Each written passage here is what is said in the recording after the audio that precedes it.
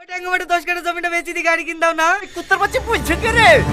তুমি বেঁচে তুমি গাড়ি কিনতে হবে। এগুলা তো ঘরে বাড়িতে। ওকে আইছে দুপুর বেলায় বেরিয়ে গেছে, তারপর তার বাড়ি আসেনি। তোমার আবার কি হলো? আগে দেখি আসি ওটা কোথায় গেছে। আব্বা তোর রাত অব্দি কোথায় ছিলি? রাখিস তো বাড়ি বসছিনু। চ তোর বাপের সাথে বসে চাইতে খেলি গা। বুঝছিলি শাহিন, ওই পাড়া আমাদের মেয়েকে বিকলি চলে এসেছে। দেখো ভাই, ছেলে মানুষের বুদ্ধি ভুল না হয় করেই ফেলিছে। চলো মা, ঘরে চলো। এবার ঘুম ভাঙলো তাতে দেখি দে ভোর সাজতে যেতে হবে। অত টাকা আমি কোথায় পাবো? তো ব্যবসা করবো, তোমাকে টাকা দিতে হবে না? জমি বন্ধু তুমি ম্যানেজ করবা। তোকে ব্যবসা করতে হবে না বাপ, আমি আমার ঘরে বসে বসে গেলছি। ওই ঠিক আছে, টাকা দিবা কিনা তাই বলো। আমি তোকে টাকা দেবো না। আমি বেঁচে থাকতে এক ছোট জমি ওকে দেবো না।